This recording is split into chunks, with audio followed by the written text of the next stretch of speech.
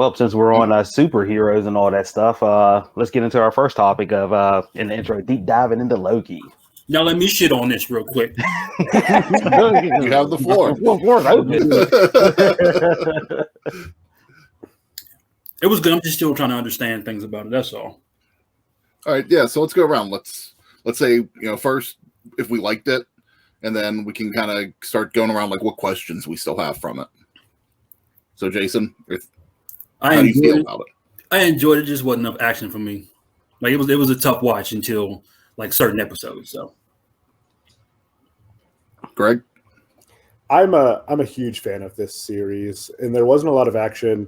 And I think one of the issues with this series for a lot of people was that there's a little bit of misdirection. Everyone kind of thought these guys were going to be like time cops, fixing the holes in the MCU, when really it was just a series about character development with Loki. I mean, and it's said in the first episode, like the question is, what makes a Loki a Loki? And we go through this journey with multiple Lokis, and we see that. And so I think for a lot of people expecting like fun, like dagger and magic from Loki, they didn't get a lot of that. I mean, you had a whole episode that was just two Lokis talking to each other on a train. So it was a much more character-driven, like dialogue-driven series, which I loved.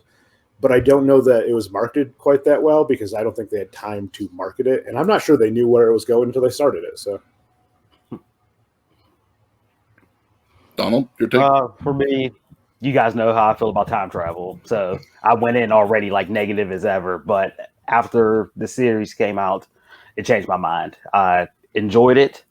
I enjoyed it by much that I didn't think it was going to, like, when it was playing out, it wasn't a whole time travel adventure, but it was setting up the future of the MCU. It was like its stepping stone of where stuff is going to go to.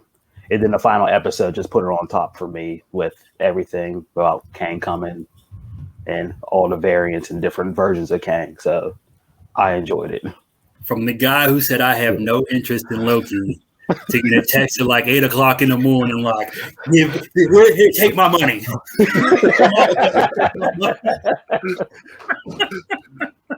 Who after Endgame, was completely against everything. They're not getting a dime out of me. I'm not watching anything on Disney Plus.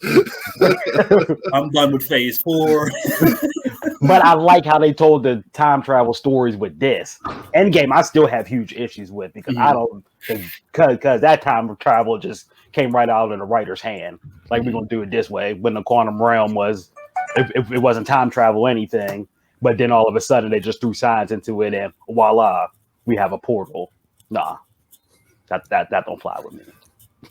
It still don't to this day. A lot of my issues with Loki are very similar to everybody else's. I just didn't feel like it was as much action as I was expecting. One of the things that surprised me the week after Loki ended is how many people told me that they don't like Tom Hiddleston as Loki. And for me, he's been one of my favorites since the MCU started. Like, one of my favorite characters to watch. I like him as the actor for it, and I like the character. So, like, multiple people, and even reading things online, had said, like, no, I just don't like him. I'm not even going to watch the show because I don't like him. How does he do? Like, do you guys like him as the character? Do you want to see more of him? I know there's a season 2 coming, but do you want to see more of Loki, or are you over him at this point? I like to see more of him, and like, because he's doing the season 2. Yeah. He's done his job real well. Yeah, I think he did his job real well. But I can also see, like, if he's ready to give it up, he's been doing it for so long, and Marvel got a boatload of characters coming out, so they could find somebody else to not replace Loki, but somebody comparable to that character to do that. Hey, you always got Sophie. Yeah. Well, I'm wondering if, because the way the schedule lines up, you're going to get the 3 movies, probably 4, because I think the Eternals will deal with like the broken multiverse. But you're going to get all those movies, and then season 2 of Loki right now is scheduled for the week after Quantumania. So I think this next season will really test where everyone feels about Hiddleston, because it feels like that's going to be the series everyone thought this was going to be, of them fixing what didn't get fixed in the movies.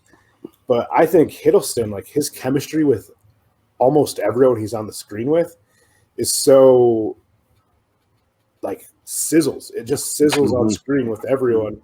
And they've got a few characters like they've got a Kat Dennings character. I know Kat Dennings plays herself in everything, but she doesn't need to play anyone else. Like, she's great as herself. She's great at that role of Darcy. So I would love for them to bring Randall Park in. I'd love them to bring Kat Dennings into this series. I know Clark Gregg has been pitching being in season 2 of Loki for forever. So bring back Coulson and put him in there. That's what I want of season 2, is just Tom Hiddleston talking to every other super charismatic actor they've got in the MCU.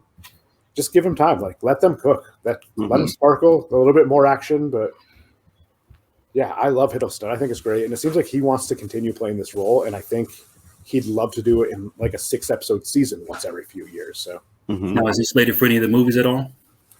I don't think he's slated for any of those movies. But So next time we'll see him is just be season 2. I think he's probably going to show up in something. I think if there's any character that's already been announced, they could show up in any of these movies in some variant form of theirs. But they're kind of, I mean, Richard North was like the big guy they've released for these movies, and there might be Richard North playing 47 different characters throughout these movies, which is going to be fantastic. Which would be great. Yeah, that would be good. Yeah, I would like every movie to have some version of like a Kang or something in it, just to tell you that the timeline is broken, you know, of the branching out and that stuff. Just so it keeps on that same continuity path. And he's already, is it the, I forget now, it's either the Doctor Strange or is it Ant-Man that he's already signed on for? Ant-Man was the one he was announced for. Okay. And since that's the furthest one, everyone kept saying, we're not getting Kang in this, we're not getting Kang in this. But once upon a time, we used to have to wait 2 to 3 years for a Marvel movie anyway. So it wasn't uncommon for them to introduce a character at the end of a movie and we not see them for 3 years anyway. But I mean, here, the fact that they gave us a full episode of Richard North just vamping means I think we're going to see a lot of him throughout the rest of this phase. So I wouldn't mind more Jonathan Majors. Majors, he really sold me on that. I mean, you're Bucks and 6 today, Jason. If you want to talk PER, like Majors PR, I think was the highest in this series, outside of CGI alligator somehow. But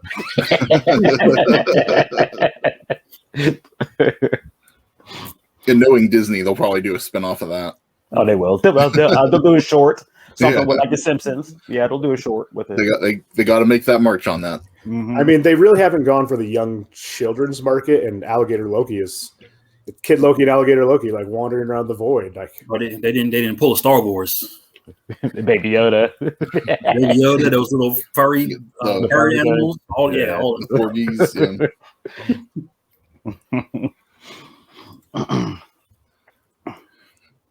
What questions do we still have that are unanswered for Loki season 1? My questions will probably just won't be answered. Throw them out. How can't you just reset? Or why don't you kill a Loki right away instead of having them stand trial and sending them off to somewhere else to be the end of time? Is that what it was? Where they sent them? The Void. We had a Void. Why wouldn't you just kill Loki right away? Or why wouldn't you stop it and reset the time before? Or you're automatically resetting the time. Why take that Loki? I think that goes more to that the TVA basically set up its own theology. I compared it to almost like, I always think of the Bible as more like an Aesop's fable thing. Like, these are your stories to tell you your morals. And I feel like the TVA with the timekeepers, that was all a front, as like these were their Aesop fables. So if you're going to keep up this theatrical, we're doing the greater good, you have to at least have a trial, even though we saw that the trials are nothing. It's like, oh no, you're guilty. Boom. So they're kind of just to show face is the way I took it. Like, they're not real. It's a dog and pony show. And then what was the girl's name? Owen Wilson's Renslayer. Yeah. How did she go back and catch a young Sophie if she's from 2018? Once you're in the TVA, there's no time in the TVA. So basically they're outside of time. But that event already happened with young Sophie. It didn't in 2018, like wherever she was from. Yes, but we don't actually know what timeline Sylvie came from. She could have actually been a Loki from the future. She could have been from the past. That's where like the time stuff gets really, really weird. But I mean, the Renslayer, like, why did she take Sylvie? Like, was that always like, was she supposed to take Sylvie and let Sylvie loose? Where did Renslayer go? I'm really intrigued by Renslayer, and I don't think we got enough of her or B-15 in this series. So I'm curious with those two characters where they're going to the second season because, yeah, I mean, the time thing of when things happen are just, you kind of make that up, I think. But say the TVA is outside of time, they exist outside of time. They can go at any point. So it can't be answerable because I don't think they have an answer, really. So because they exist out of time, so they can kind of go past, present, future whenever they want, basically. Yeah. Okay. I think that's why they made a show of in the second episode going into the future, just to remind you that this isn't current. This is outside of time in general. Mm-hmm. Again, interesting. Yeah, it's whatever writer wants to do to, this week. We'll put it in. It sounds good. Sounds like WWE creative. So where do you guys want to? So now that we know the whole timeline's just in disarray right now, just branches everywhere. Where do you want to see this go in Phase 4? I will, man. You gotta call my man. There's not gonna be that crossover. The best you might get is the Superman knockoff in Squadron Supreme, I think. I would like for every movie just to have their own storyline. It then deal with a different Kang variant. It then somewhere completely down the line, like another Avengers movie where they all get together and they all figure out together that, oh, we're fighting the same person. So something like that. Okay. Because I mean, they're between the movies and the Disney Plus series, we're looking at what, like at least 3 more years, I think, left in Phase 4. Yeah. Mm-hmm. So, yeah, this is gonna be like 20 years. So right now there is no Avengers movie planned. I think right now, what is it? Final Fantastic Four. That's it. Mm-hmm. They're supposed to be the last movie right now. Doesn't mean they don't add something after that, but do we want to see it end in something like that, or does it have to build up to another Avengers movie where they all come together and defeat Kang? I think in a Fantastic Four movie, as long as you introduce the Fantastic Four sometime before that, I don't think you could wrap this storyline up and introduce the Fantastic Four. Mm-hmm. But I mean, with the multiverse, it almost feels like not the original Secret Wars where Spider-Man gets the black suit, but it feels like the more recent Secret Wars when all the multiverses merge. Feels like they're kind of setting up a story similar to that. But like as Donald said, like each movie getting its own storyline, that's what I'm hoping for. This is this is the most comic book the MCU has gotten so far. I mean, not with just time travel and multiverse and variants, but just that we could have a bunch of overlapping stories that like are kind of connected. So Spider-Man's first up, and it seems like they're going to go more of the wacky fun stuff in the multiverse. And then Strange is going to explore the dark stuff. And then maybe the showdown between Kang and everyone is an Ant-Man, which would be an interesting thing to take a character that's been so minor in the movies, but played a bigger role in the comic books, and that finished there. And then the Fantastic Four could like play cleanup. It could wrap up. Like, I mean, the King in some variations is a descendant of Reed Richards, so that could be an interesting way to wrap it up. Like, they could go so many ways with Phase 4, which is almost a little scary because so many comic book crossovers fail because they're trying to be too ambitious and can't bring it home. So it has me wondering about the movies as well. I'm hoping this we know Fantastic Four is coming in. I'm hoping this introduces everybody else.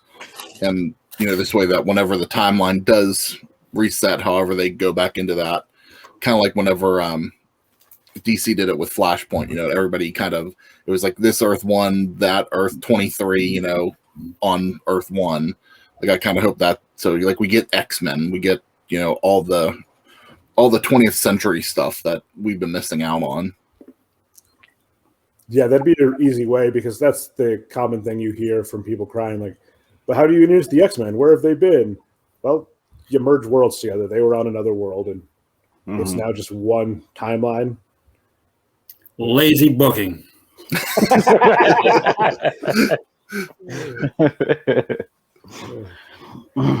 Yeah. So what you're saying is this is the foreign object interference of movies, No. Jason? You're gonna take a shot. All right. Anybody got anything else on Loki at all? Has everybody watched Black Widow? Yes. Yeah. Mm-hmm. Everybody enjoy it? What feelings on it? Just give me Florence Plague 24/7. That's all I need. still can't believe that she was Paige and fighting with my family. Yeah. Yeah, it's a big turn. I know Zach Braff's like been building up her role in this for a while since it had been mostly in the can. But he also builds up Fighting with My Family. I guess she loved working on Fighting with My Family. And so Zach Braff tells a story on his podcast about how she likes to wrestle with him and kicks his ass every time because he is tiny. And she actually like went through some training for this movie. So I just love the idea of Florence Pugh like kicking Zach Braff's ass, like pretending to be Paige. It just, But she came off not the same character, but just like the same energy, the same style. Like it was like once you noticed, you connected to that she was Paige. that feels like that's just her energy too. So Yeah. I think she's going to be one of those. Whereas like ScarJo and Charlize Theron tried to vary up their movies, I think she's going to go more in like the Angelina Jolie route, where she's just going to be this badass for the movie. She's going to be herself in some variation of the kind of movies. And I'm here for it. There are just some people that's what they can do. And I think she's one of those. And I think this movie kind of showed it. Like somehow she overshadowed Scarlett Jo doing a top-notch performance. Like she still stole the movie from her. Mm-hmm. Yeah. One thing sorry. Go ahead. No, go ahead, Don. Good. That was the one thing I didn't like about the movie. I didn't the Taskmaster stuff. I was okay with it, but I just didn't like how, she was scanning the moves and then she was mimicking them from the scan. It wasn't like the original Taskmaster type. And then she seemed like the Terminator too, whenever she was hunting everybody down. It just seemed like a T-1000 type, just like, yeah, I'm going to kill you. And that's the only thing I'm going to do. And for me, there wasn't enough interaction between them. I mean, no matter what, a Scarlett Johansson movie for me, 2 thumbs up. You add her sister's character on there. Oh, like I enjoyed both of them. I thought their interaction was good. Rachel Weisz. Oh, Rachel Weisz. Yes, exactly. Yeah. And Don brought up a good point where he said there shouldn't even been any men in this movie. He goes, the men took away from it. But honestly, the whole movie, like it's not one of like I could watch it just off of Scarlett and the female characters, but really the story did nothing for me. Like I was kind of bored throughout the movie. Like it wasn't my favorite, and I can't. If I go back and watch it, it would only be because I'm watching things straight through again. Yeah, I think the story is hard because they really painted themselves in the corner with Age of Ultron with just briefly mentioning the Red Room.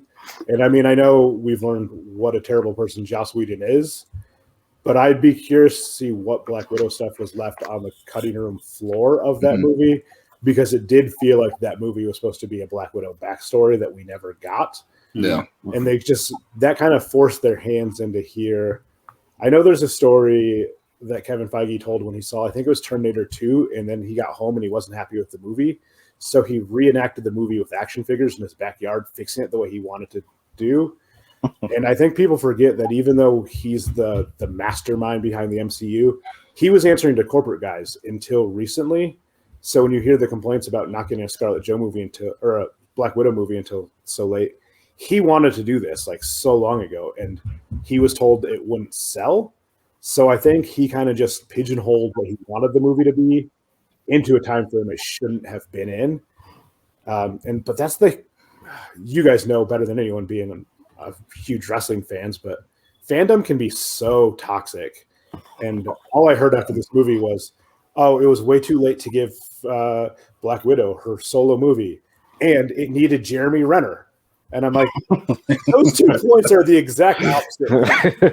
And I heard, oh, they stole the Winter Soldier program. Why didn't we get Sebastian Stan? And I'm like, because it's a Black Widow movie. Like, we don't need those guys.